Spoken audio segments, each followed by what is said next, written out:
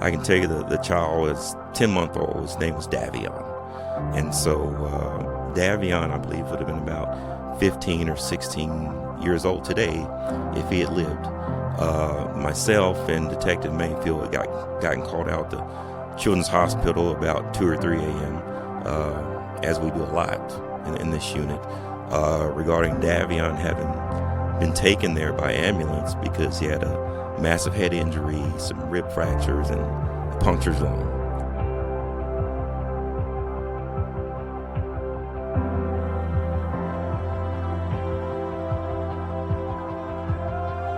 One thing we want to do every time, we want to get it right. We don't want to put anybody in jail that doesn't need to go to jail. But the people that need to go for abusing children, we want to get that right every time. So we have a standard that we have to live up to. People have rights, and we're gonna do the right thing every time.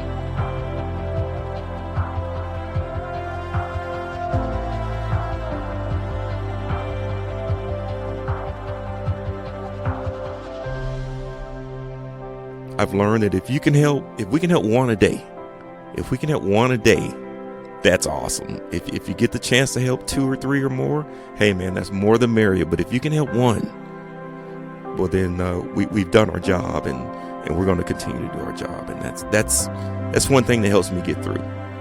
If we can help one every day, well then we're doing the right thing.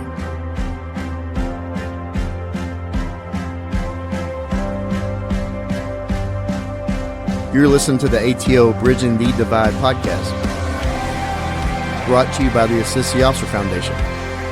Since 1999, the ATO has given assistance to the first responder community, and now we want to give them a platform to hear their incredible stories.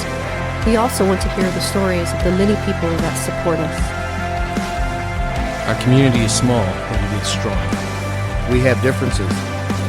We don't always agree. And we all make mistakes. But together we can grow, we can heal. And we can learn from those mistakes. And together we can bridge the divide.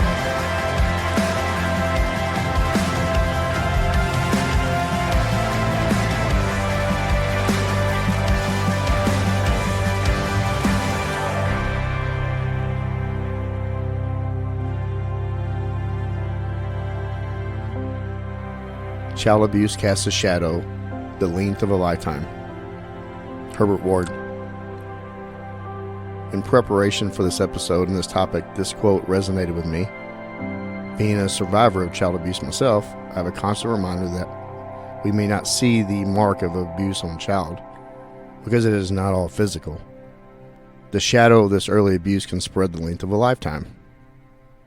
Today's guest has dedicated over 30 years to the citizens of Dallas, and nearly 2 decades of that have been protecting the lives of the true innocent and those who cannot protect themselves, the children. Detective Corey Foreman grew up in Garland, Texas, and joined the Dallas Police Department in 1993 in Class 238. He is now married and still drives that Toyota with over 300,000 miles, and his goal is to make it to 500K. Once again, proving that Toyota makes a damn fine vehicle. This episode will detail Detective Foreman's life and his career, but also give the listener a small peek on this awful epidemic of child abuse. We will take you step by step through an investigation, the multiple partners involved, and how it literally takes a village to conduct a child abuse case, to get some semblance of justice for these kids. It's the ATO's honor to welcome on the 2023 Irish Birch Partner of the Year recipient, Child Abuse Detective Corey Foreman, badge 6997. Detective Foreman, welcome to the ATO stage. Thank you. Before we get into your story, we're going to talk about some co-hosts we have here. We always have the great Sergeant Kent Wolverton, but we have Keisha. Can you go ahead and tell the listener who you are? I'm Nikisha Biglow, Director of Partner Relations at the Dallas Children's Advocacy Center. Okay. And my wife, Detective Kristen King. Can you go ahead and say hello? Hi, it's good to be here again. So, this episode, it's kind of long overdue. I've been trying to get Corey on for a good while, and also get somebody on this topic of child abuse. And I can't think of a better person to have on to discuss this type of investigation. And there's going to be parts of it I'm sure going to be heavy. I'm not we have a flow set, but I'm not exactly sure what cases he's going to talk about. But there's no pretty in child abuse investigations. Corey, you ready to get into it? Let's get it cracking. All right. I'm going to start off with some soft pitches here. Where did you grow up? Garland, Texas. Okay. I've talked about Garland before. It's like, I don't know, like 15 minutes east of Dallas. Correct. Northeast-ish? Northeast. Okay. Growing up there in Garland, what was home life like for you, the family? I grew up with my mom. I had a sister and a stepdad. At some point, due to some family violence issues, my sister went to live with her grandmother, and I went to live with my aunt, my mom's sister. And pretty much my aunt raised me from the age of 8 until 18. Okay. How did that impact you? Did you have to move schools and or any of that? I did, because initially with my mom, we were living in Oak Cliff, and my aunt lived in Garland. And so I moved to Garland, and already had some friends there because I spent a lot of time there anyway.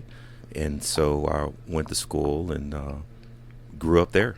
So until 8 year old, you were at Oak Cliff? Yes. Okay, what part of town of that? What school? It was Mark Twain Elementary School. I went to Bertie Alexander. Okay. You remember that one that's over there? Yes. Yeah. So Garland, it's changed a lot. When you were there, Garland it was pretty nice. It's a nicer suburb of Dallas. Well, yes, it is, but I didn't live on the nicer side. Okay. I lived more on the east side of Garland. The demographics have changed significantly since I was there. I can tell you that in my neighborhood, there was not a single Caucasian family. There was one Hispanic family that lived across the alley from us. However, now my aunt still lives in the same house, and probably 80% of that neighborhood is now Hispanic. Okay, wow. Was it a big difference from going from Oak Cliff to Garland? Not a huge difference at all. Okay. No. Did you play sports? I did. I ran track. I played football. Eventually, when I graduated from Garland High School in '88, I got a track scholarship at Eastern Oklahoma State. Wow. Junior What'd you college. I ran the half mile and the quarter mile. Okay. What was your quarter time? I believe it was a 48.5 or something like that. That's strong. Yeah, enough to get me a scholarship yeah, at junior college. Nice. So when you got out of, we're going to segue into college. You get into college, and where'd you go to college? Eastern Oklahoma State Junior College. In your major? Back then, it was you were care about running track. yeah, it was just taking the basics. I did 2 years there, and then I went to UT Dallas in Richardson. Okay. Yeah, and what did you focus on then? I want to get into an internship that you did. Right. Well, my major was interdisciplinary studies. Okay. With a focus on law enforcement. And part of my degree plan is that I had to do an internship. And so in one of my law classes, I met a detective. She was a detective back then in the child abuse unit. Her name is Sabre Garibay. And she did 20 years in the child abuse unit. And I believe she did 26 or 28 years on the police department. She befriended me, and we talked. And she basically was like, hey, I know part of the degree plan is you got to do an internship. And she explained to me that she was with child abuse and that she was at the Dallas Children's Advocacy Center. That's where her base of operation was. Where was the DCAC at that time? At that time, it was at 3611 Swiss Avenue. And that was back in 1993. Okay.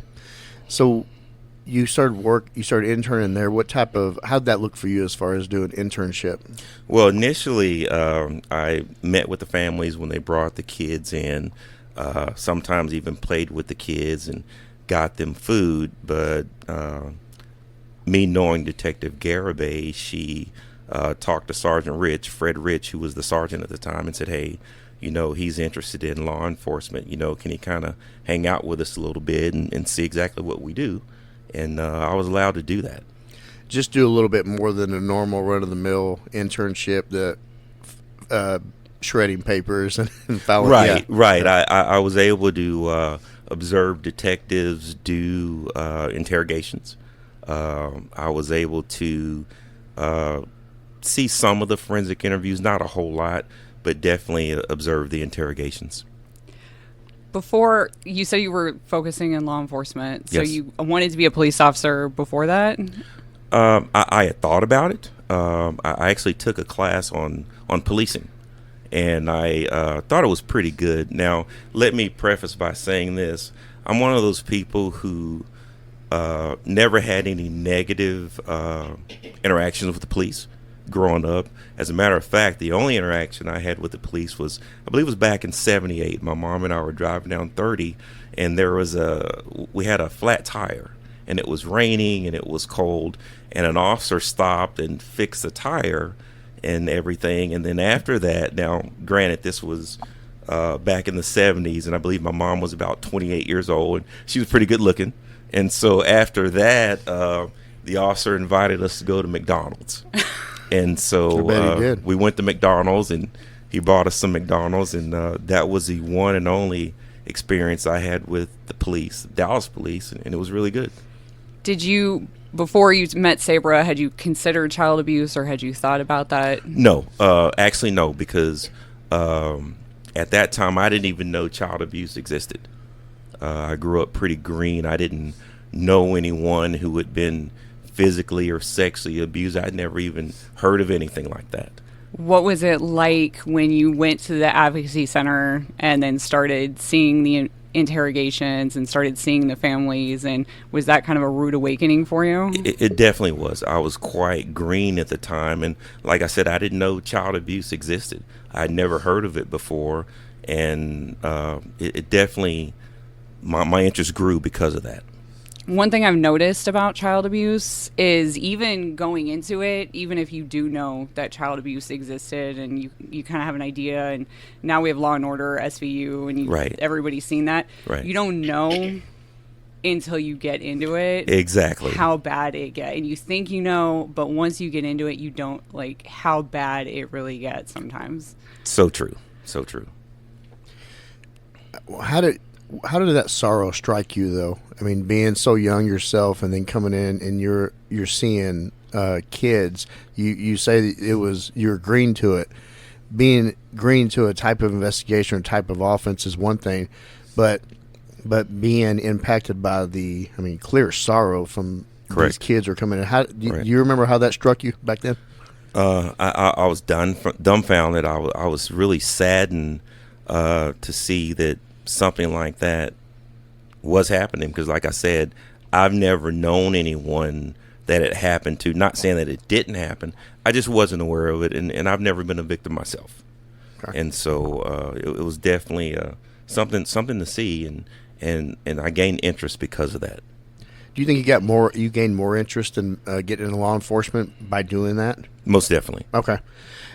Being in that internship back then, did you have in the back of your mind, like, okay, this may ultimately be something I want to do once I get in a department? And did you ever think about that?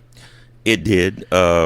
Even Detective Garibay was like, hey, if you ever decide to join the department, if you promote and we have an opening, and I'm still here, I'll let you know about it. And, Sergeant Rich, and, you need to apply for a position if one comes open. And it was maybe 11, 12 years after I'd been on the department that I promoted and a position had come open. Now, back then, being a child abuse detective was a coveted position, and you had a whole lot of people apply, and a lot of people wanted that job.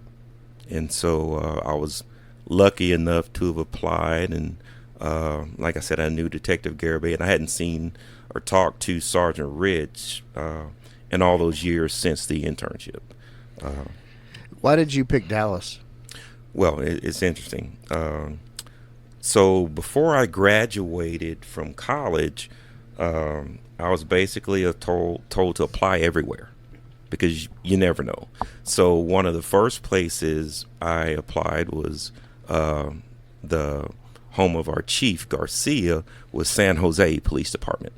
I went out. I did the application process. I actually got hired by San Jose. However, the academy was to start about a month before I graduated from college. So I had to turn the job down, and they were going to recycle me into a later class. Well, while I'm waiting over the summer, I got the call from Dallas on a Wednesday saying, if you want this job, be here Thursday. And so one in the hand's better than two in the bush. Yeah, Dallas always calls first. And I think there's a common theme with our recordings. People say they throw out the feelers to a lot of departments. Right. And Dallas's door opens first. Right. So what academy class did you get into? I was in class 238. Are there any other classmates still in the department from that class? I believe it's Jason Perez. Dexter Ingram just retired. There's Marco Salias. Jim, I can't think of his last name. He's a sergeant at South Central. He's been there for a while. He's still on? He's still on the department. Sorry, Jim. We'll get your name right. I can't remember his last name. Yeah, he don't listen anyway. And Janie, her previous name was Flowers. She's in PIU. Yeah, Jamie Bizabel. Yeah, Janie Bell. Janie Bell. Yeah, she's in PIU now. Yeah, Jamie Bell was in my class, and I think there's only 4 of us left right now. Wow. Okay. Yeah. Did you have that Toyota back then? Oh, that Toyota. No, actually, I did not. We were discussing to have a Toyota 4Runner with 300,000 miles on it. No, I bought that Toyota 5 years ago with 50,000 miles on it. So I've been driving a lot over the past 5 years. You live in Oklahoma? Well, no, I got a 13-year-old daughter who lives in Fort Worth, and even though the visitation's every other weekend, she wants to come every weekend because it's Daddy gets her what she wants, and she runs track. So we do a lot of traveling down to South Texas or whatnot, other areas throughout the state to watch her run. I did mention that Toyota in the intro that you're pushing for 500,000 Yes, sir. I refuse to buy another automobile until I absolutely have What to. Year is that? It is a 2010. Okay. Yeah. Nice. Toyota's a fine vehicle. They are. When this one dies, I'll get another one. Okay. So when you graduated the academy, what division did you go out to?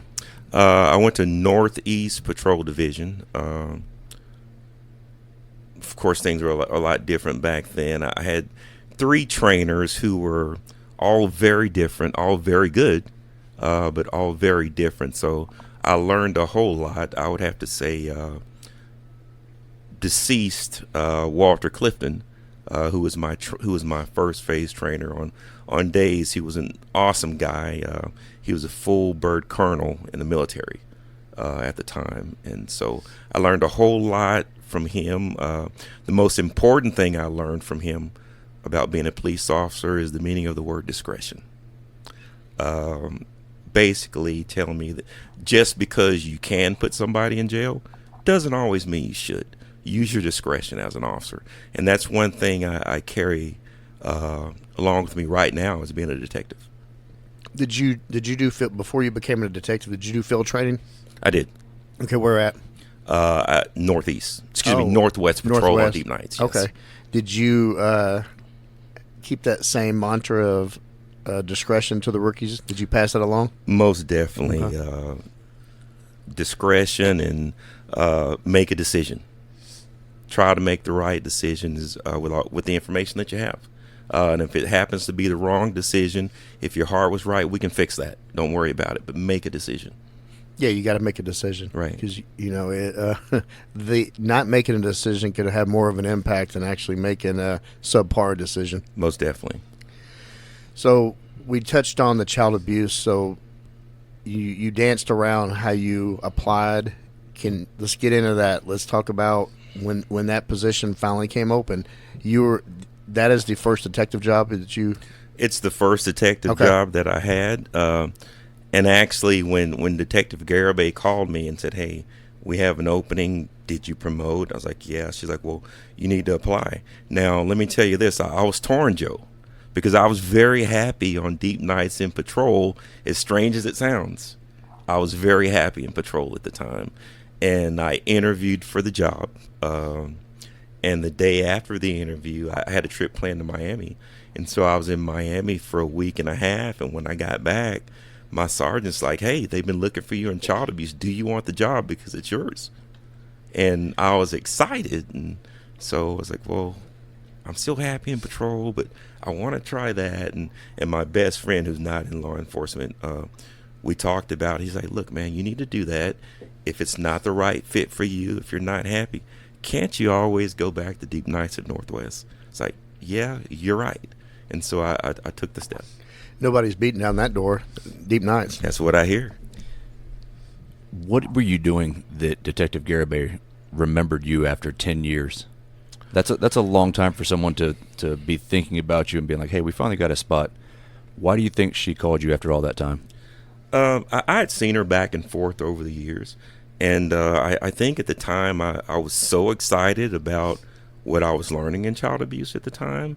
And I think that's what it was. I was excited.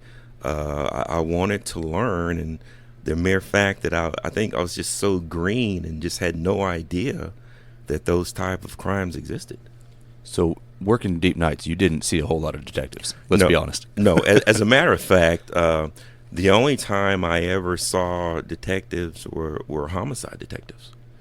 And, I was just thinking the other day when we're talking about doing this podcast, in my 12 years of work in Patrol, before I became a detective, I didn't have not one child abuse call in Patrol, which is kind of different because now sometimes I see the same officers come through the door. Why do you think that? I mean, I've noticed that too. There's a lot of officers. Do you think they are? Well, everybody. There's an interest in that type of offense, and also being a part of an offense to call you to work the case up to get that kid some justice. But you didn't have that background, because I know that Kristen talks about there are a lot of officers out in the streets that it seems like they volunteer for those type of calls. Right. Right. And there's officers that volunteer for every drug house call. There's right. DWIs that jump on. So it's just something that they gravitate to, right, for whatever reason. Right. So you not having any detective experience, how uncommon was that, going to a unit like that? Because you said that was a coveted position. Right. It was a coveted position back at that time, and I think it still is now, but it has to be the right person. From what I understand, I did very well in the interview, and that had a lot to do with it. And of course, I did have the interest as well. When you also you had people pulling for you too, because I did, and that does make a difference. But also, you did have some background in the inner workings of the DCAC, which correct, that entity is crucial to these investigations. It is crucial in almost every aspect of our investigations. Yeah, I will say that having the background, I would think, in the child abuse, so they know you, they know that they get along with you, they know that you can handle the material, and you kind of already have an idea of how the entire team works, because it really is a team system, which I'm sure we'll get into. Right. Is not having to go over that with you probably helped. And then you said that the sergeant was the same one that was still there. Yeah, he was. But let me say on this note, the week he hired me, the week I started, the following week he retired. So I made a promise to him that I would do a good job, and that he made the right choice. And so, are there a lot of men in that division over there with child abuse? It seems like it would be dominated more by the female detectives. Actually not. I believe there's 5 of us, correct, Christian? Yeah, it's almost 50-50 right now between men and women, actually. How did that look whenever you got there, though, as far as the makeup and Actually, there was more. There were more men. Really? Back Okay. when I interned back in the 90s. Okay. And I believe there was only 2 women at the time. Only 2 female detectives. There were probably more men on the department too at the time too. Yeah. I'm sure. Certainly. What about who were the bosses? Whenever you said I was Sergeant Fred Rich was he the took boss. off, but who took over after that? It was Sergeant Brenda Nichols. Oh yeah. And then Sergeant Reggie Matthews retired about 4 or 5 years ago. Yeah, I was in legal whenever he retired. Right. I remember. Yeah. I remember him. And now it's Sergeant Mike Vaughn. Yep. What was we've talked about between us about training and how it's changed over the years and how different people have kind of gotten different training. What was training like for you when you joined? Well, my trainer was Kimberly Mayfield. Kimberly's a special individual, fantastic detective. I learned a lot from her. Kimberly and Sabre Garibay were definitely my mentors. They taught me a lot. Sabre Garibay was the most thorough person I've ever met in my life, which was great. And the thing about Kim is any questions I had, if she didn't have the answer, she knew where to find it. One thing that Kim taught me was that if I'm working a case, if I'm having some trouble trying to really figure out what I want to do with it, she's like, hey, if it's not a decision that has to be made immediately, put it to the side. Come back 2-3 weeks, a month, and just see how you feel. And I still do that yet today. And by doing that, and even speaking to other detectives, senior detectives like myself, and even some younger detectives to get a different perspective, that helps a whole lot. Yeah, to have that collaboration. Definitely. Everybody thinks differently. Correct. And looks at different lenses. Just want to shout out Kim Mayfield. She worked my first ever child abuse case, and I think every child abuse case that I was ever a part of after that. Right. She was there for a long time before she decided to go do other things. So Yes.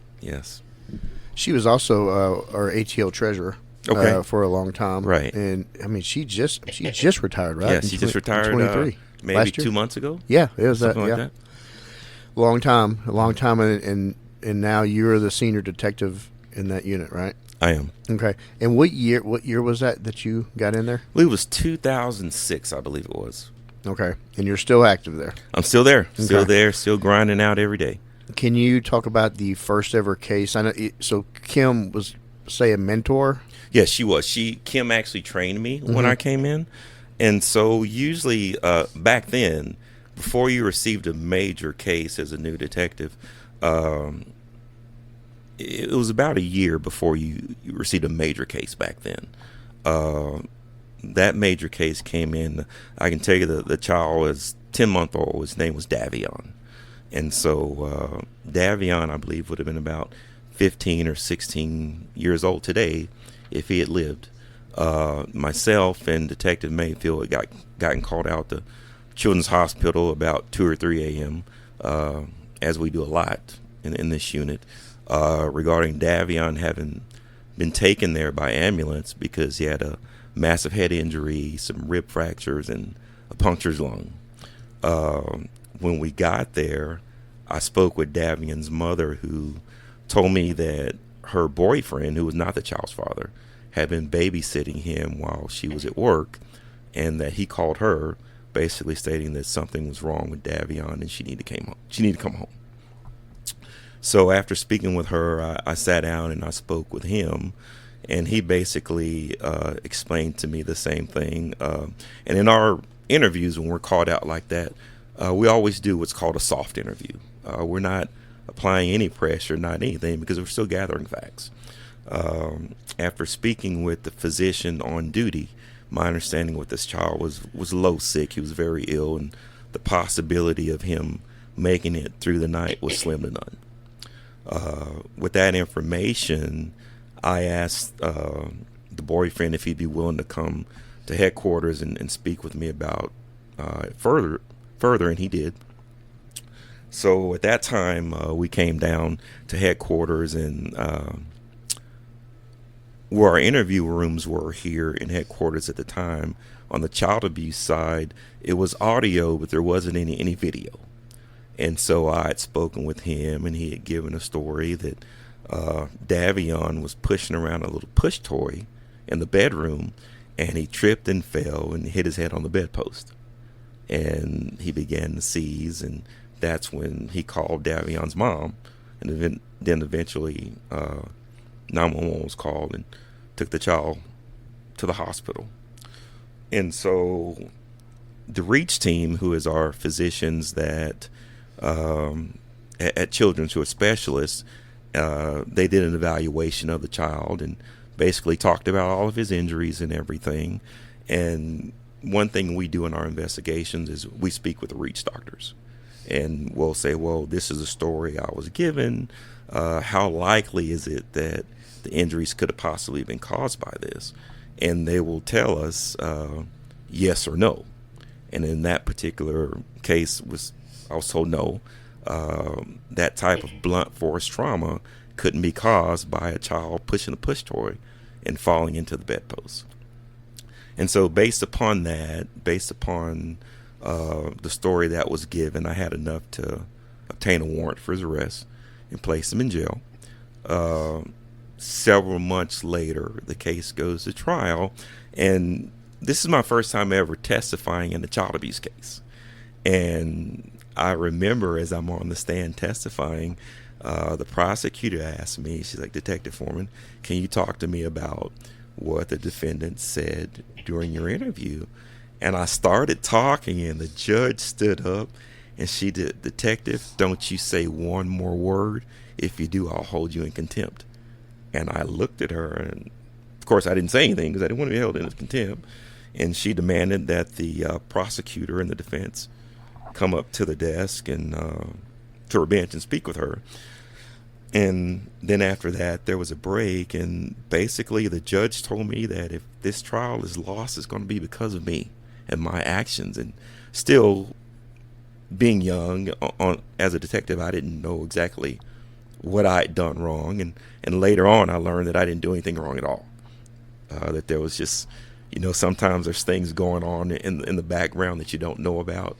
And that was one of those situations. And needless to say, at the end of the day, there was a conviction, and he got 50 years for his actions against Davion, who would have been 15 or 16 now. Unfortunately, he didn't live to see those days, to see now, and that's a tragedy. And unfortunately, that happens so often with the cases that we work. And that's the first major case. That was the first major case that I was a lead detective on, and I learned a lot from that. I learned a whole lot from that. Even from the testimony aspect. Even from the testimony aspect, one of the issues that the judge had was that when I interviewed him, the defendant, at the hospital, that the room was really small, that I didn't tell him that he could refuse to come to headquarters and speak with me. Oh, and I wasn't aware of that. I didn't tell him that he had to go. I said, would you be willing to? And he said yes. And that's something that the defense brought up, and it was an issue, and I think it was a tactic that was used at that time. But nevertheless, justice prevailed in that particular case. Just for the listeners, because I'm not entirely sure myself, can you describe what a REACH doctor is and what their function is? REACH doctors at the REACH clinic at Children's, they're doctors that are specifically trained in the areas of child abuse and making a determination if an injury or whatnot is caused by something that's abusive. Kristen, can you further elaborate on that? You can probably explain it. They're specialized, and there's actually not that many certified child abuse doctors in the United States, I found out recently. So it is a more rare specialty, but they do skeletal surveys, like 20-something x-rays. They can look at a break or an injury, and they can usually tell you the mechanism or what caused it. And I will tell you that I have been really skeptical before, because I'll be getting a story from a parent and it sounds legit, and I'm like, are we sure that's not what happened? And the doctors will say, no, there's no way that's what caused this break. It had to have been like a twisting force. It had to have been a loading force. It had to have been whatever. And sure enough, I keep talking to the parent, and exactly what the doctor said. So they are very good at what they do. They can look at burns, they can look at broken bones, they can look at head injuries, and they can really give us an idea. And even if they can't immediately say what happened, we can take back a story or tell them what the parents are telling us happened and say, is this possible? And they can say, yes, that's possible. No, that's not what happened. There's no way. Do you guys see consistencies in the stories that you get from the parents? On like the lies that we get? Right. Yes. Yes. And Corey can probably talk more about that. Most definitely. Most definitely.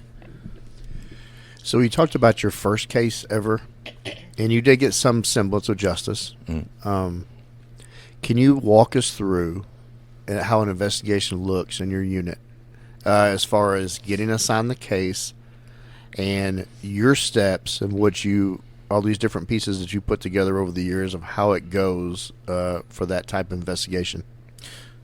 Well, let's just say if it's a sex abuse case. Okay. If it's a sex abuse case, once the case is assigned to us, we set up what's called a forensic interview, where the child is interviewed at the Dallas Children's Advocacy Center by a forensic interviewer. Forensic interviewers are not police, they're not CPS, they're not with the courts, they're independent. The interviewers are trained to interview children. It's what's accepted in the court, it's what's preferred from the district attorney's office or whatnot for investigations. I can tell you now, Nikisha was a forensic interviewer, and they're very special people. I couldn't do what they do because I can tell you this for sure. When a child is making an outcry during an interview about being sexually assaulted, I can investigate child abuse cases, but that I cannot do. I cannot talk to a child that's talking about being sexually assaulted because I would be crying with them. I would be in a fetal position, sucking my thumb on the floor in that room. And so that's not good. I don't think it'd be good for the child. I mean, they would much rather talk to somebody that reminds them of their mom or their older sister than a 6'3" guy, 230 pounds with a voice like Darth Vader. Right. You know? Yeah. So forensic interviewers, Keisha, why don't you talk about the forensic interview process, since that was your area of expertise and you're one of the best to ever do it. I paid him to say that. Can you also kind of real quick go over, while you're doing that, the MDT model and kind of just explain the players to everybody too? Sure. So prior to Corey's involvement in the child abuse unit, when child abuse cases were investigated, everyone was basically doing their own thing. No one was communicating. No one was collaborating at all. And so children were falling through the cracks. And so the purpose of the Advocacy Center was to basically bring all of these entities together and to make sure that we're all collaborating and communicating and together, ensuring that no child falls through the cracks. And so the purpose of the forensic interview, it's a fact-finding interview. It's conducted at the developmental level of the child, but the sole purpose of it is to gather that information for the investigative parties, but in a way that is child-friendly, in a way that as the detective and the investigators are listening, that they're able to kind of paint a picture of what was going on in that room. So they're actually watching it. Okay. Yes. So the forensic interviewer is in a room with the child, and then the detective and Child Protective Services, if they're involved, they're watching from the observation room. Back when Corey started, it was a one-way mirror. Right. That we loved, and then now they watch on a screen. And you're talking to the child, and the detectives back there behind the scenes just making notes, taking notes. Okay. Yes. Okay. And so there's different stages to that interview, and so for that forensic interviewer, the most important stage is that rapport stage, because if that child doesn't trust that interviewer, they're not going to talk. And so it may be one of the maybe the detective's worst part of the interview, because they're asking things like what they like to do for fun. They're asking about home life and things like that, but they're also trying to assess different things. So they're assessing that child's communication style and their developmental level, because they don't want to ask that child any questions that they know they're not going to be able to answer. So if they can't answer that type of question during rapport, when I'm asking about like, oh, this is what you like to do for fun, of course they're not going to be able to answer those types of questions when they're asked about sexual abuse. And so they're building that rapport, and they want to be able to get those like sensory details for the investigators. They want to get who, what, where, when, and how. And when you're talking to an 8-year-old, and that 8-year-old can tell you that he made me suck it till the white stuff came out, that's impactful for their investigation, because what 8-year-old, well, now it might be a little different, what 8-year-old knows about white stuff coming out of a man's penis. And so that interviewer wants to try to basically make that child a truth teller, and so they're asking questions to kind of corroborate the outcry that they've made.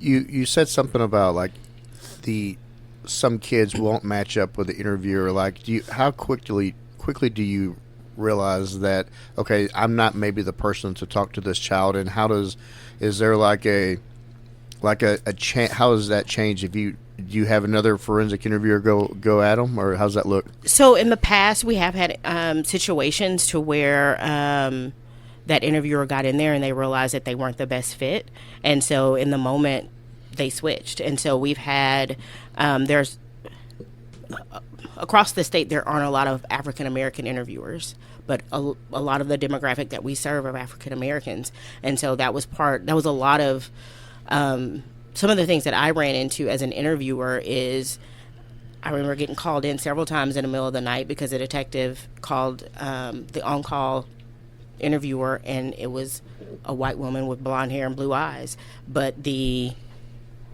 victim was a black teenager and didn't want to talk to her. And so I came in and we talked because she could relate, or felt like I could relate to her a little more than someone with blonde hair. You deal with I know a lot of the suspects are Hispanic as far as non-English speaking. Do you run across that a lot? So we do have, and that's why we have Spanish speakers. We have, five now? Yes. 5 Spanish speakers now, because that is part of the demographic that we serve. Right. Are those a lot more difficult to get the child to paint a picture that's even understandable to you? Well, I would have to me, yes, as an English speaker. Right. However, we have several Spanish-speaking detectives, and so they can better understand and communicate. And usually when I get assigned a case and I learn that it's all Spanish, one of our Spanish detectives will, okay, you give me one of yours, and you take this and you work this for me. It's better for the child. It's better for the unit. It's better for everybody. And so it's good having Spanish speakers. Now we're on it because I know, but trust me, I've done enough of these episodes. I know how it goes. You better listen. You better give some shout outs to these Spanish speaking detectives in your unit, because they're going to listen. Oh yeah. So you might want to give them a shout out. Yeah. Fidel Perez. That's my classmate. Alberto Layton, Jeanette Perez, Hector Puente. Yeah, those guys really step up. Juan Delgado. Juan Delgado, one of our newer detectives. Okay. Those guys step up. Irene Galvez, and they handle business when we can't. And you have Blaine Burgess. Yes. And who else you got over there? Cooper. Dwayne Cooper. Dwayne Cooper, yeah. And I will say, aside from just them speaking Spanish, there are a lot of cultural things that come up. And I found that when I had a out-of-town forensic that I was watching, and I had this kid start talking about an egg, and the forensic interviewer had no idea what they were talking about, and I had no idea what they were talking about, and I'm like, this sounds like some folk stuff. So I texted one of our Spanish-speaking detectives, and they were able to go over that. So we are really blessed now. Corey was there when we had, I think, 2 Spanish-speaking detectives, and I think that was really brutal on the whole unit and the Spanish speakers. So we are really blessed right now to have, I think, 6. Right, because I remember back when your lieutenant Liz was a detective there in our unit, and then Abel Lopez, who's a fantastic detective, and of course I call him the Gringo, Daniel Green, who spoke fluent Spanish. He was an amazing Spanish speaker, And Lily White, Lily White, and the Spanish, the Hispanic detectives would come to him and ask him about certain words in Spanish, and he knew. And I loved he was it. fantastic. Yeah, actually, Awesome detective. I taught him a little bit of RMS and LEA about a month ago. I love that dude. I've known him since he was a rookie at Southeast. Yeah. Great guy. Yeah. So Corey, the dynamics of working with FIs, and also I want y'all to kind of talk about the role of CPS, because y'all have a different dynamic than a lot of other investigative units of different people you have to rely on and work together with. Right. Well, working with CPS in our cases, a lot of our victims, there is some type of previous history, family history with child abuse, and that's where CPS comes in. If there is previous history, even though it's not with law enforcement, they have a CPS background, and CPS can get us all of that information and tell us about what happened in prior cases, and even in some cases where we aren't able to file a criminal case against someone, well, CPS can look at it and say, well, even though that's not a criminal case, we find that there is reason to believe that this child has been harmed or could possibly be harmed. And so based on CPS guidelines, they can get involved and they can do things that we can't do. They can have parents take classes or whatnot from the family court side and do different things that we can't, so that eyes can be kept on them, and help protect the kid. And I want to mention too that, and I know this from Kristen and just other detective friends, how CPS is so understaffed, just like everybody. Oh yeah, definitely. And I know that there's a lot of people that complain about us, and but there's also a lot of people that complain about CPS. Well, let me tell you, CPS sometimes get a bad rap. Of course, they make mistakes sometimes, just like we do. But I think the majority of them are very good workers, very capable at their job, but they are very understaffed. So they can't always do the things that we want or need them to do because there's a manpower issue. Yeah, just like here. I mean, just any job. There's not many entities that work with law enforcement that are law enforcement that don't have shortages somewhere. Right. So how is that? Are CPS workers, are they housed out of DCAC as well? Yes, is it 3 or 4 units over there, Kristen? I never know. Yeah, so there's either 3 or 4 units they're housed out of the 6 at the DCAC. Now, I remember back when I came to child abuse back in 2006, there was only 1 unit that was housed there. Back then, there was, I believe, about 40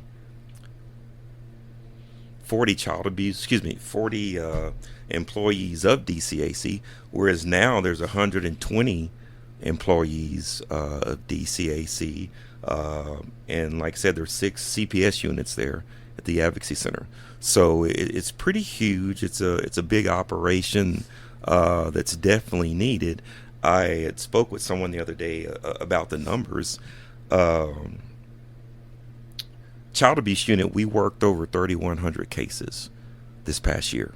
That's only child abuse, and you throw in child exploitation along with high risk, they worked 1,000 cases. I spoke with one of the detectives in ICAC yesterday. They worked over 2,000 cases. I believe it was the forensic interviewers. They done over 1,000 forensic interviewers for Dallas alone. Child abuse unit was over 600. Child exploitation, just over 300 forensic interviews that they did. So We're really busy now. I wouldn't go out and start saying, well, man, Dallas has a child abuse issue in the city of Dallas. Well, it's not necessarily so, because there's 1.2 million citizens, 1.2 million people in the city of Dallas. This is a major metropolitan city. So if you look at the numbers, I wouldn't say that we have any more than any other major metropolitan city. It's just busy everywhere.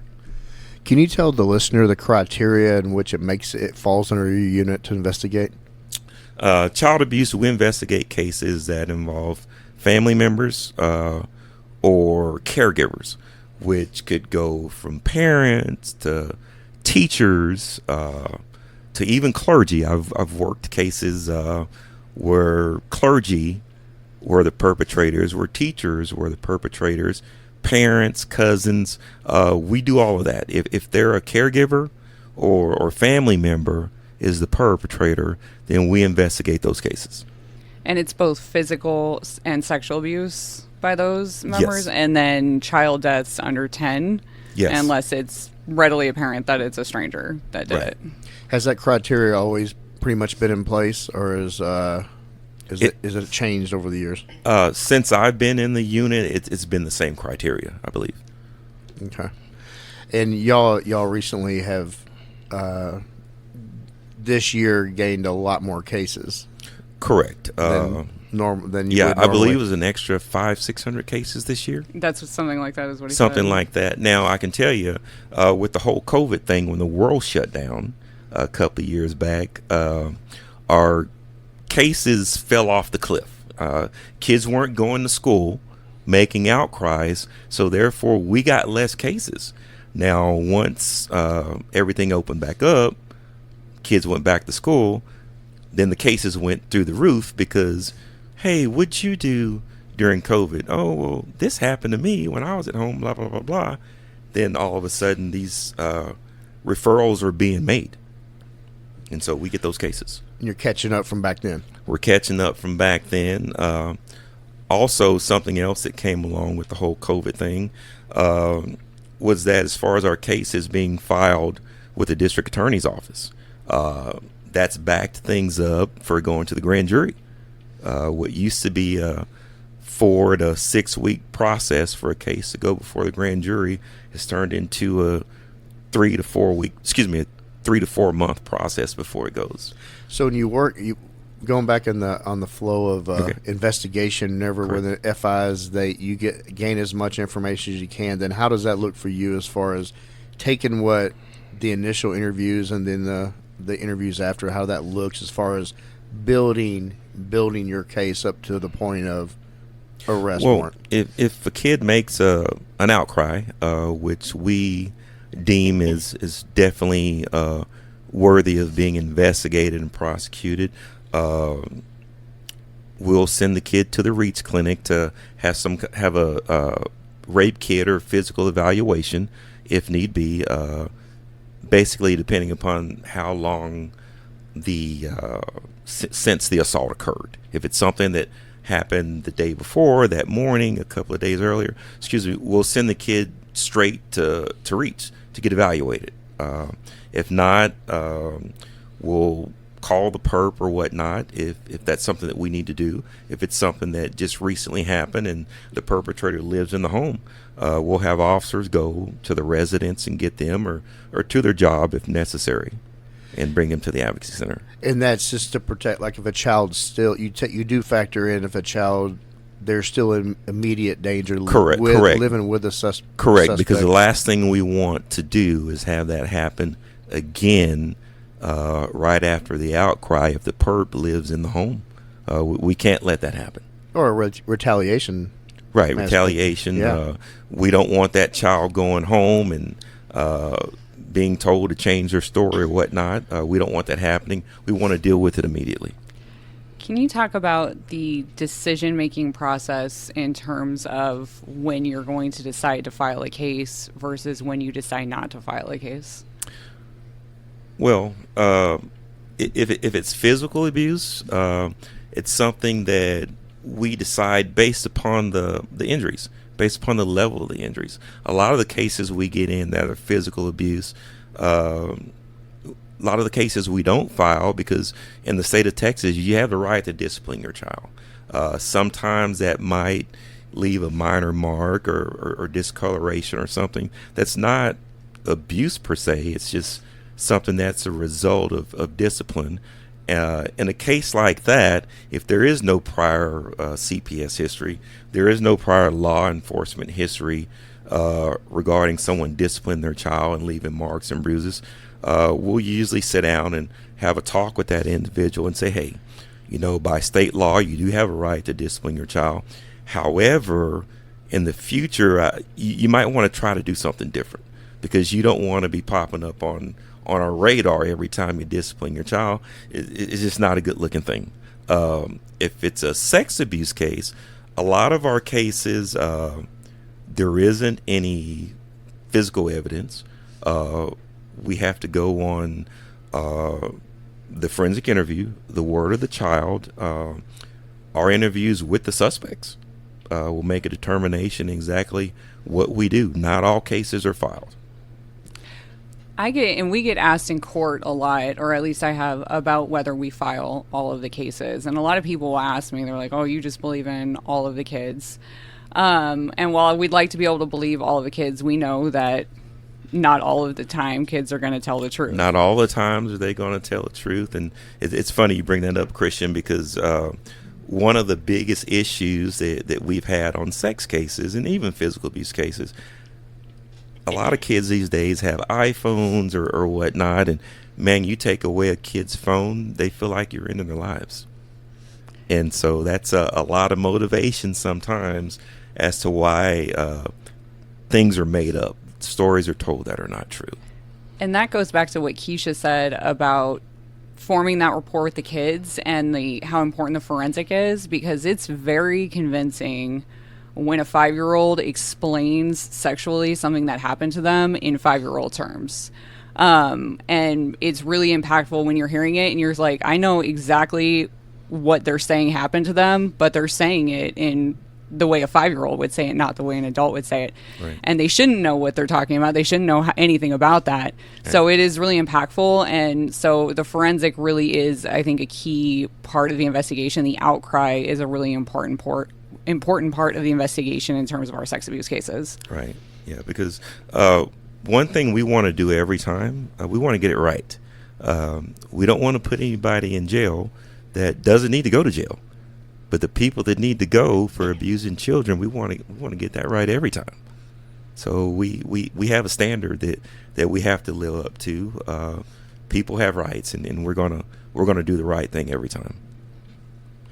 Corey, you talked about in your bio the mental health epidemic and how that contributes to this type of offense. Can you explain that? I guess I use the word epidemic a little loosely. Let me just say something that I've experienced a lot over the last 5 years as opposed to earlier when I started. I've had a lot of cases, especially involving injuries, children that have been seriously injured by perpetrators, usually parents on these cases. A lot of those perpetrators, when I speak with them, I learn that they're on some type of mental health medication or supposed to be on and wasn't on. And they would say that, well, maybe that had something to do with it. I haven't had my medication at the time. And as I've done some research on some of those cases, I noticed that those perpetrators had previously been to Terrell or Dallas Behavioral Health for treatment. Not only the perps, but I've noticed that a lot of children as well have been diagnosed with mental health issues. And that's something that we're dealing with a lot. How has technology factored into this? Well, when I started the unit back in 2006, things were a lot different. The iPhone had not yet been created. If it was, most people didn't have it. I think the BlackBerry and some of those other phones where you could only text or whatnot. But since those smartphones have been created, that's created a whole new avenue for perpetrators to get to children, i.e. social media, Facebook and these other Instagram and other social media sites. Is it a type of bullying, or is it just, I mean, can you explain more on that? Well, on that, I mean from the sexual part. Okay. Because you have perpetrators that have access to your kids now that never had access to them before. Now, as far as the child abuse unit, we don't necessarily deal with those cases, but ICAC, child exploitation, they're much more, they deal with that a heck of a lot more than we do. And so that's created an avenue for perpetrators to get to our children. Do you often see, like, get some of your evidence from the phones and electronic devices that maybe a family member might be using that as a way to communicate? Absolutely. Okay. We do that quite a bit. We do a warrant for a search of a cell phone, especially if the child mentions during a forensic interview that, oh, he or she took pictures of me or they sent me a certain text or whatnot. We're able to get a warrant for those cell phones and have ICAC go through those phones and get the necessary evidence that we need. A lot of the evidence corroborates what the children say during the forensic interview. A lot of times in the process, you learn that not only are they doing that, but you may find child porn or you may find evidences of different types of crimes. I meant to ask this earlier about and I know every suspect's different, but I want to get into like a profile of a suspect as far as commonalities that you've seen in almost 2 decades of doing this. Were some of the is prior abuse to the suspect growing up, is that common? A lot of the suspects, we call them perpetrators, a lot of them were victims themselves. Not only were they victims themselves, a lot of them are drug addicts, and especially when it comes to physical abuse, a lot of parents that abuse their kids, that's the way they were brought up. They were being physically abused, and maybe they didn't know. Ignorance of the law is no excuse. So, Kristen, you want to talk on that as well? For the physical abuse? Yes. Yeah, I mean, I have a lot of people be like, well, you can't spank your kids at all. I'm like, no, you can spank them. Your problem is probably that you waited until they were 13 and then started trying to spank them, and that was never going to go well. For our sex abuse cases, they're typically male. I've had very few female sex abuse cases, so they usually are male. And this is what gets me, I talk to you about this all the time, Joe, over 90% of abuse sexual abuse is by a person the kid knows. So it kills me when we hear this stranger danger in school. And I know that schools are going over internet safety because Carmen's talked about that stuff that she's learned in school on internet safety, and we go over that with her. But the whole idea of stranger danger, I hate it when I hear it, because majority of sexual abuse cases that we get and that the city of Dallas gets are somebody that the kid already knows. Right. For physical abuse, we've noticed that potty training tends to be a really big trigger for physical abuse cases. So during potty training, if we are in a case and we hear that the kid is having trouble with potty training or tends to poop a lot, or they get into their diaper and then spread poop around or whatnot, it tends to be a pretty big trigger. And we will see that a lot in terms of our physical cases. Right. And to further on about that is a lot of our physical abuse cases, the parents have a lot of prior CPS history. I mean, this is not their first rodeo. So there's a lot of recidivism there. And that's why it's important to document properly back whenever. Correct. Okay. Correct. And you see a lot of you notice, you pointed out that there's a lot of history with a lot of these suspects, and just like, and it's up to the initial officer responding, of making that CPS referral, to help you further your case, and then even also help that child later on that they see a pattern of Right, and even it's very important that officers do that. But even if they don't, we always check CPS history on every case to see if there's any type of priors. Just a second ago we were talking about the mental health thing, and I want to talk about one case in particular that it's definitely a mental health case. About 2 years ago, we were in the office and we got a call saying, "Hey, there's a stabbing out at this particular address. A child has been stabbed. Patrol is out there. We need a detective out here fast." So, of course, a couple of detectives suited up and went out. Well, what had happened? There was a 7-year-old little girl that had been stabbed in excess of 30 times by her mom. The story goes, mom was visiting her mom, and she took her 7-year-old daughter over there. And so our perp, she had a 16-year-old brother. He had a friend over, and they were just hanging out. Now, this mom has had some prior mental health issues. She had been in Terrell before. She was on some mental health medication, and she has a long history of mental health issues. However,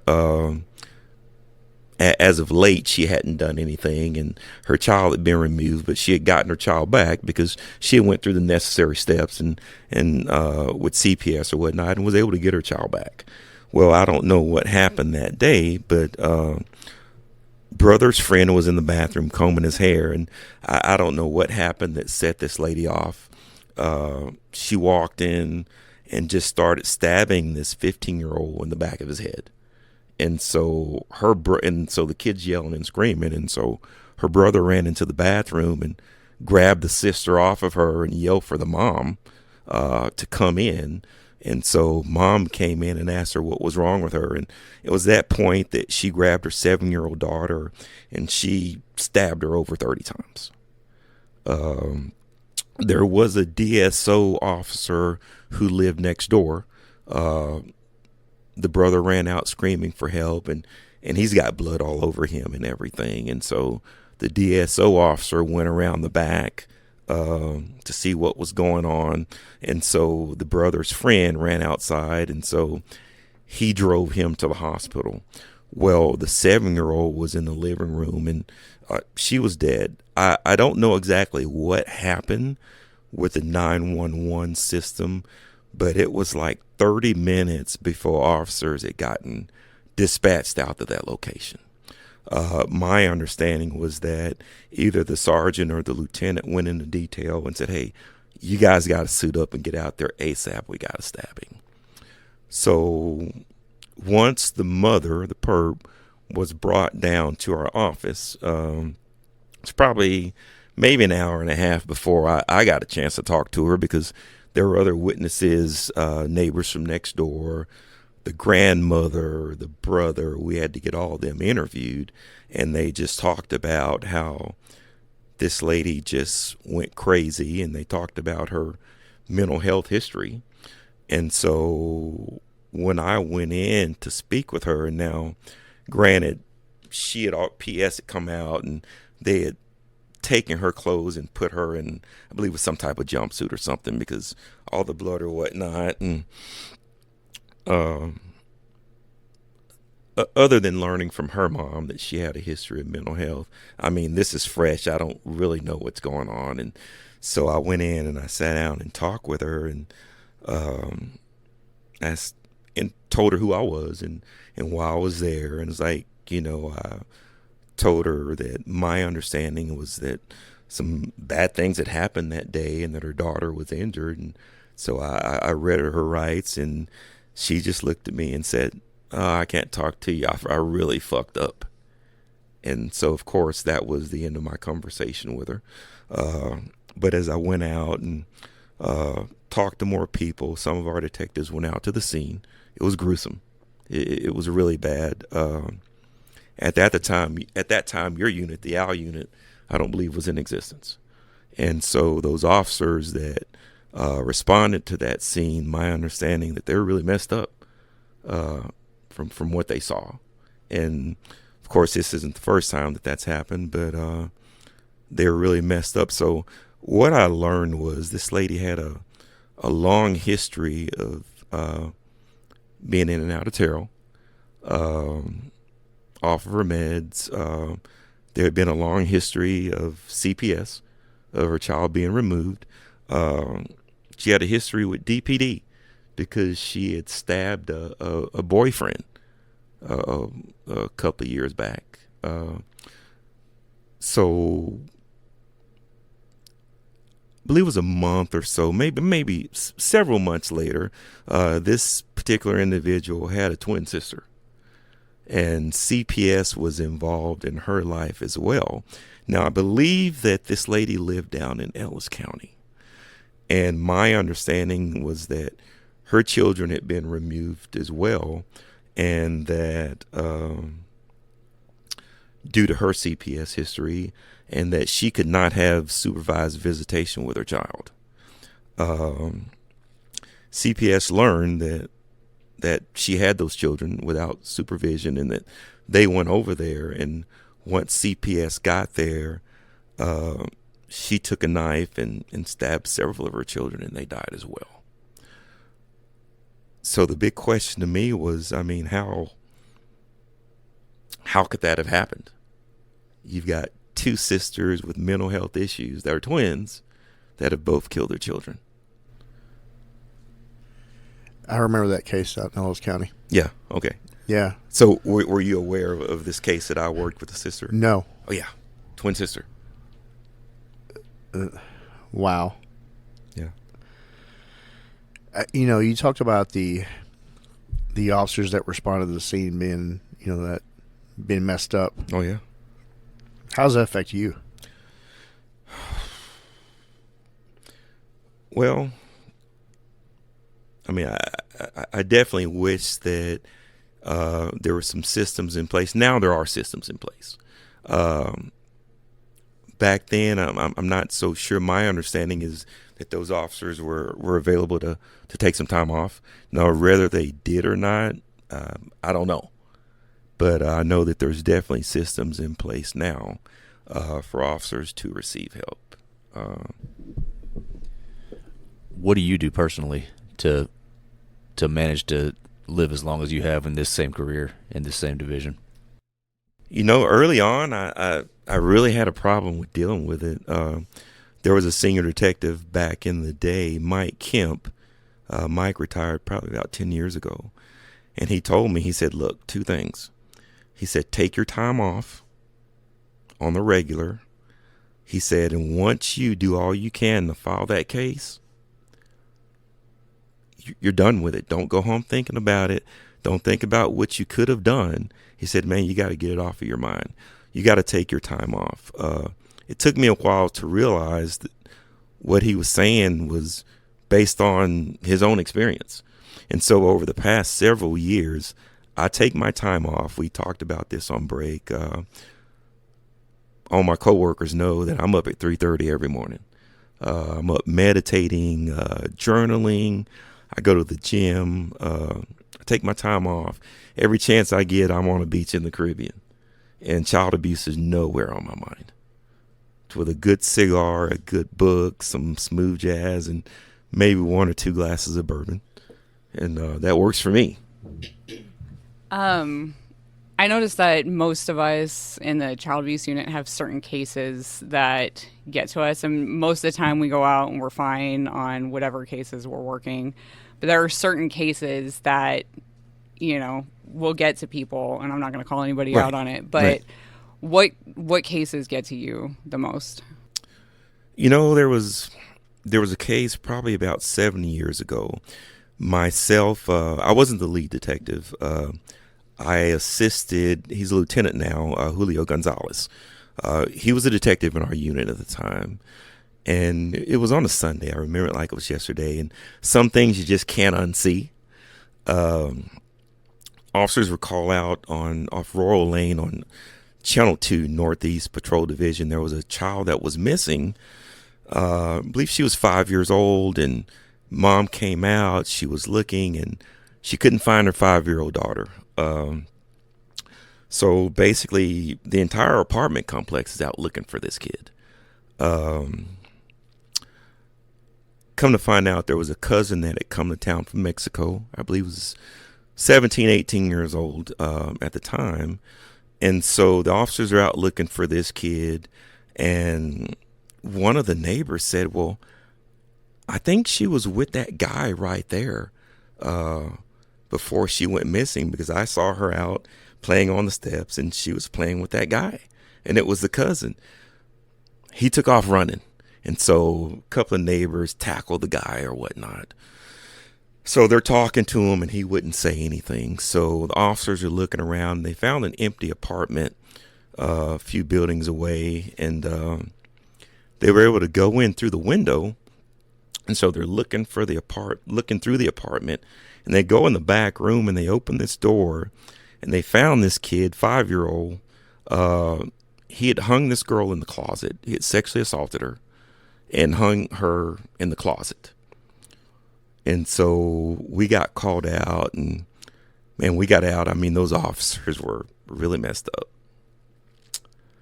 Myself and Lieutenant Julio Gonzalez then, and Sergeant Reginald Matthew, who was my sergeant at the time. And, you know, the commander at the scene was like, well, yeah, pointed us through. Yeah, she's in there. And so I went in first, and they're following me. And I remember turning the corner, I opened the closet. I will never be able to unsee in my mind this 5-year-old hanging inside the closet. And the first thing I noticed, she had very long hair. I never saw her face. Her hair was hanging over her face. And I saw those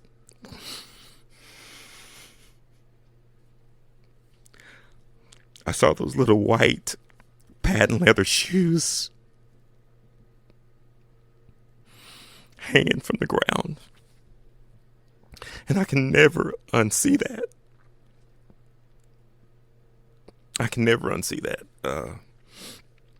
You know, over the years, sometimes I think about it. It's definitely not a daily thing, but I think about it from time to time, and I kind of get emotional about it. And anyway, we found out that he sexually assaulted this little girl, and Detective Julio at the time, he went down, and they had brought him down, and Julio Gonzalez had interrogated him, and he gave it up what he did, that he had raped her, and I believe he was afraid and ended up hanging the girl there in the closet in that empty apartment where he raped her at. I don't know exactly what he got, if he got life or whatnot, but there was some type of plea that he didn't go to trial. And he was just a cousin that was up visiting for a couple of weeks, and saw an opportunity and took it. And so that's one of the cases that I will never be able to unsee. I think for most of us, because we do the deaths, we do child deaths, We do. and it's the cases with the absolute most depravity that you will ever see, and just this realization, and you're sitting with the case. If you're a primary detective, you're sitting with the case for at least a week, maybe weeks. You're drowning in it, Right. where you're just surrounded by all of the evidence and Right. all of these interviews, and you're going over it, and you may have gone to the autopsy, and you have to go over the autopsy images, and you have to rehear it over and over again, and you know that this baby or this young child does not have the ability to speak for themselves, and Right. at some point did not have someone looking out for them, and you want so badly to speak for this kid, for this child, and you want to solve the case, and you want to give them the voice that that was taken from them. Right. And I think that, and I've seen with you, because you've gotten some just truly heinous cases since I've been on this unit. You get some of the most terrible ones, and I think those are the hardest ones to sit with. And if you are in child abuse and you haven't cried at some point going home or at work, then you're Right. probably lying. Yeah. because Joe's seen it, and Yeah. I think we've all seen it, and I think those are the cases, and I think with you that I've seen that those are the ones that tend to get to you the most. Yeah, and another thing is the collateral damage that's done. Not only is this child injured or killed or whatnot, but the family, the mom, that's not the perp, the siblings. If that child is gone, how do they carry on? That's one thing that's good about the DCAC is they offer therapy for the kids. They offer therapy, group therapy for the family or whatnot, and they really do the city of Dallas a solid by providing the resources that maybe the police department can't do on their own. I mean, the police department has a lot of irons in the fire, and that's where DCAC comes along and they step in and they can do some things that we can't do. They have access to things that we don't have access to. All right, Keisha, I'm going to direct this question towards you, and I want you to kind of educate us on what the DCAC has in relation to education, services for victims. I mean, we've talked a lot. This is a heavy episode, clearly, and we knew going in it was going to be. There's no pretty side to child abuse. Okay, but can you tell the listener about some of the services that the victims have, what y'all do for the victims after the fact? So after the fact, part of our role is to help these families put their life back together. When they come for that forensic interview, a lot of times their world gets flipped upside down.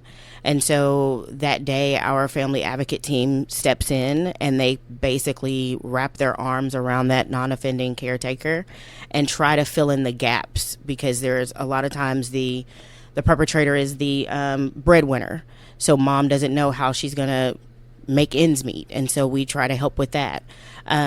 We do help with therapy services for the family, for the non-offending family members, but we also step in throughout the year as well. And so we have different drives that we put on for our kiddos. So we do, there's trunk or treat. So if they want to come and have a safe space to trick or treat, they can come and do that. We have our back to school drives. We just finished up Holiday of Hope because a lot of our kiddos wouldn't have a Christmas. And so they can come to DCAC, their parents come and they basically shop for them and they can have a Christmas now. We also, basically anything you can think of to make sure that family has what they need. We do room makeovers because for a lot of our kiddos, that abuse happened in their room, right? And now they have to return back to that room. And so we'll do a room makeover for that kiddo so that when they walk into their room, they're not reminded of the abuse that has happened to them. And our partners get involved in those things too. And so our role is just really to help this family break down any barriers that may come, because a lot of barriers will come after all of this. And it's different for every folks. And it's different for each family. Mm-hmm. Some families come and they do well. They may go into therapy or sometimes they don't even need therapy at that time, right? We also have an open door policy. And so the family may be okay initially and then something else hits.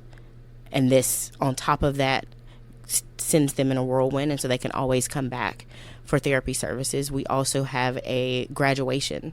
And so when those kiddos reach the point to where our therapist is like, okay, they're good. They don't need us anymore. They have a graduation. And so all of us stand in our long hallway and we basically cheer that child on and they get to run through and give us high fives and we're cheering them on because a lot of them, when they first came into that building, it was the darkest day for them. And a lot of them leaving out, life has completely changed. They're flourishing. They're doing well in school, and that abuse didn't define who they were. And so that's part of our role at DCAC, letting those kids know and those families know that this abuse and what happened to your family doesn't define Well, can it make you stronger? Yes. Was it a setback? Yes. But we're trying to get them to the point to where they know, like, it doesn't have to have a negative impact, a long-term negative impact on their life.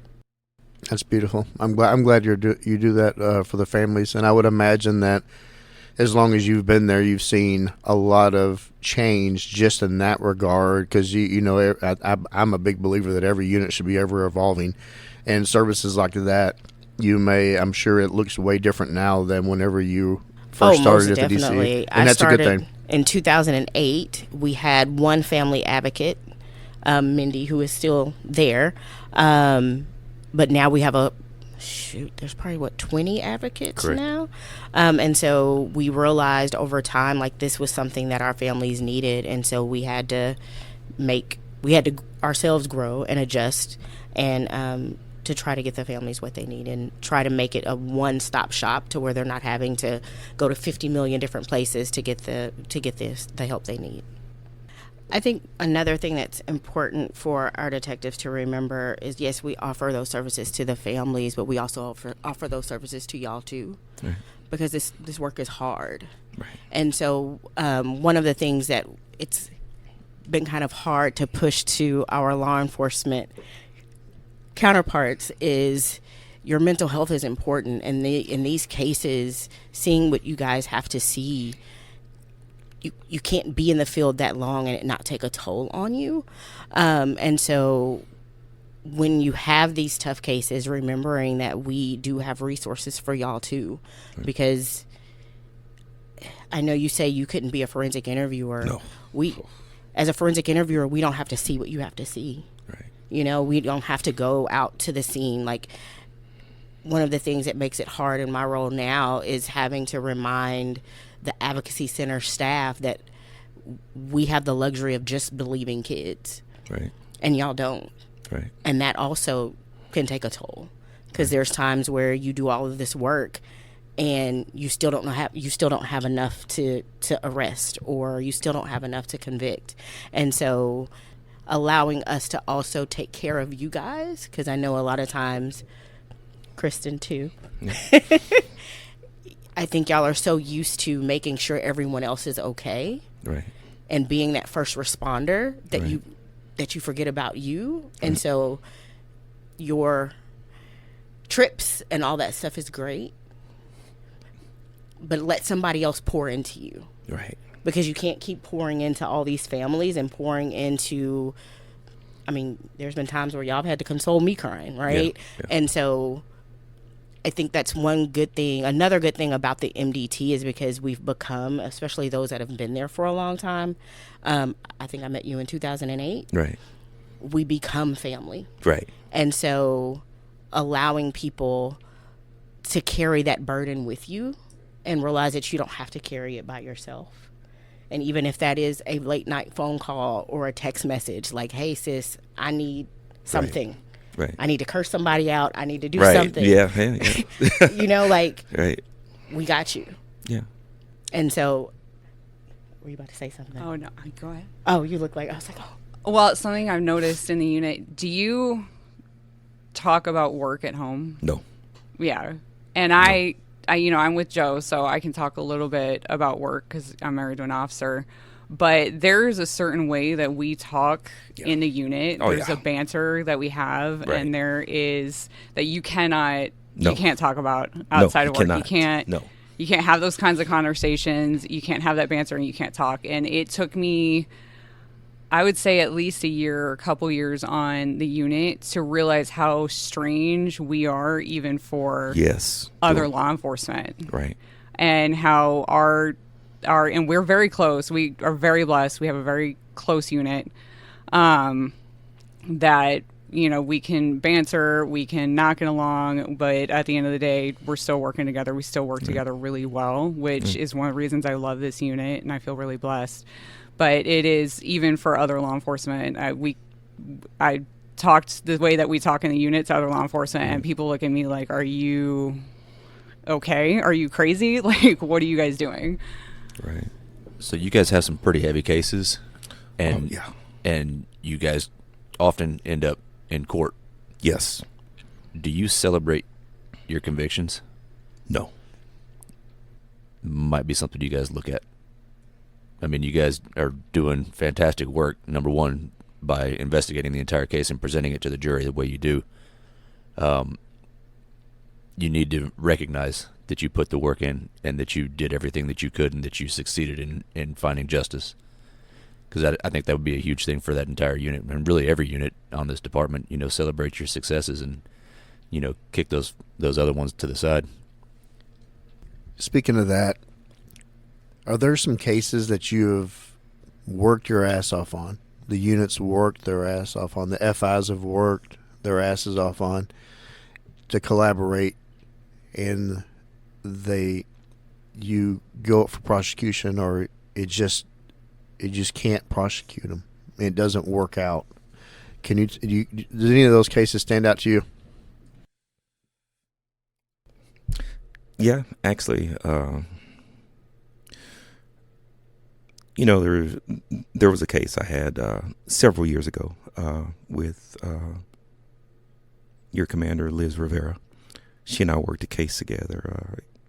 Received a call from patrol saying, "Hey, we're out at Berkner High School. We know this is in Richardson, but the girl lives in the city of Dallas, and she was 13. The girl had gone to school with some scratches on her face, and the teacher had asked her, what happened to you?" And she said, "Well, me and my stepdad got into a fight last night because I didn't want to have sex." And so she was like, "Well, what do you mean? Why is he trying to have sex with you?" And well, we have a baby together and whatnot. But the teacher ended up calling in a CPS referral, and the police came out, and the girl was brought to our advocacy center where she was interviewed, and she was 13 years old. She resided in her apartment with her mom, and she had two siblings that her stepdad was the father of. During the interview, the girl said that 2 years earlier that her stepfather had started having sex with her. She was 11 years old. She didn't tell her mom because she was afraid, and he had threatened to harm the family if she ever told her mom. Well, one day while she was at school, mom's cleaning the bedroom, cleaning this girl's room, and she finds a napkin that was very crusty. And so mom didn't know what that was. And of course, later we found out, I assume it was semen. When the girl got home, mom asked this girl, "What is this?" And that's when the girl outcried to her mom, and she was 11 years old at the time, that, stepdad's been coming in raping me or whatnot. Well, you would think that mom's first thing to do would be to protect her child, but that wasn't the case. Well, when stepdad got home that evening from work, she said, "You need to make a decision. You want my daughter or you want me? You cannot have both." Well, stepdad chose the 11-year-old daughter. And so mom told the daughter, from now on, you're going to sleep with him every night. You're going to cook his food. You're going to wash his clothes, because I'm not doing it anymore. If you want to steal my husband, you want him to be your husband, well, you're going to start doing those things that I do. Well, from that point on, the girl said that he slept in her room every night. He had sex with her most nights. At 12, she ended up getting pregnant. She had a baby. No one at school knew that she had the baby or whatnot. So after the forensic interview, mom was called to the advocacy center. She had no reason. She didn't have any knowledge as to why she was called. Mom was Spanish speaking. So Liz Rivera ended up talking to mom and everything. And mom broke down and was crying and said she stole my husband. And we ended up charging mom with continuous sexual abuse of a young child because she was a party to the act, and she basically suggested that he do that. Now, him, on the other hand, he fled to Mexico. We were never able to get him. So Mom's still in doing her 25 years mandatory for that charge of continuous sexual abuse of a young child. 25 years is the mandatory sentence. Where stepdad is still in Mexico somewhere, we believe. He was never arrested. This was several years ago. Now, the worst thing about this case, I mean that was bad, but when I say collateral damage, there's even worse. Couple of years after that, I got called from officers down at Southeast saying, hey, we arrested this prostitute down here.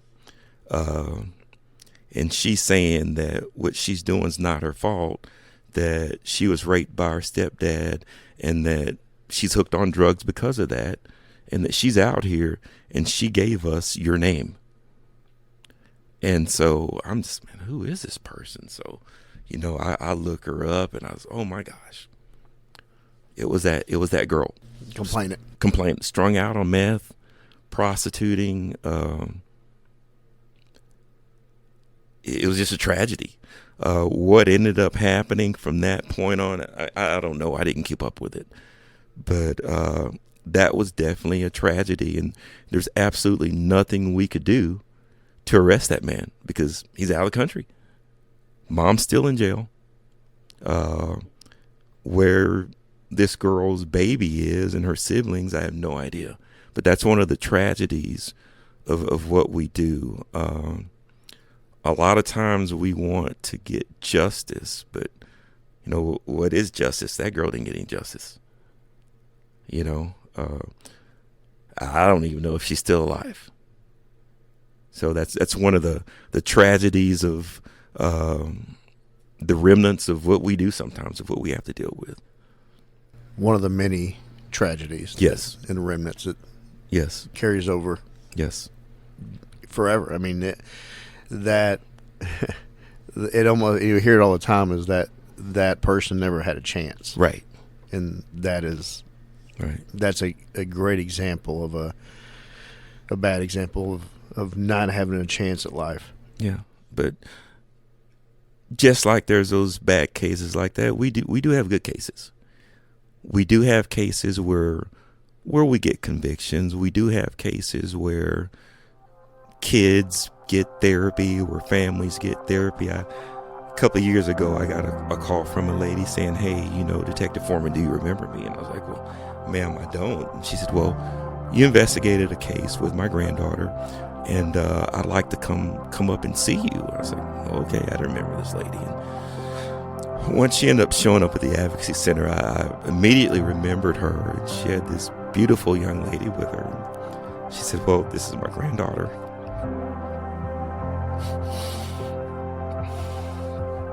And she had graduated at the top of her class. And she said, I want to thank you for getting us the help that we need. She said, and I'd like to thank, because of you and the help that you offered us, that she's here today graduating at the top of her class and about to go off to college. And I just want to thank you for what you did. It was really good feeling, that everything's not a loss. I mean, I've learned that if we can help one a day, that's awesome. If you get the chance to help 2 or 3 or more, hey man, that's more the merrier. But if you can help one, well then we've done our job, and we're going to continue to do our job. And that's one thing that helps me get through doing this. And if we can help one every day, well then we're doing the right thing. Hey brother, hey sister, I'll never give up on you. Hey Mrs., hey mister, I'll see this all the way through. No matter how far the sun and the moon, I'll never give up on you. Down when you're lonely, I'll pull you up. Life leaves you heavy when the up. I'll be your shoulder. Together we'll run up from the bottom. Yeah, we'll rise above. Hey brother, hey sister, I'll never give up on you. Hey Mrs., hey mister, I'll see this all the way through. No matter how far the sun and the moon, I'll never give up on you.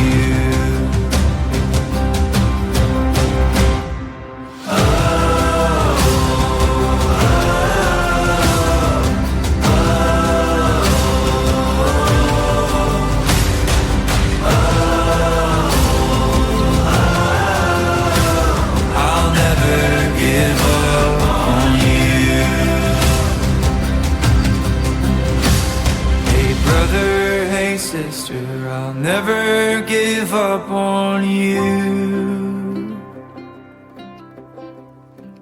Hey Mrs., hey mister, I'll see this all the way through.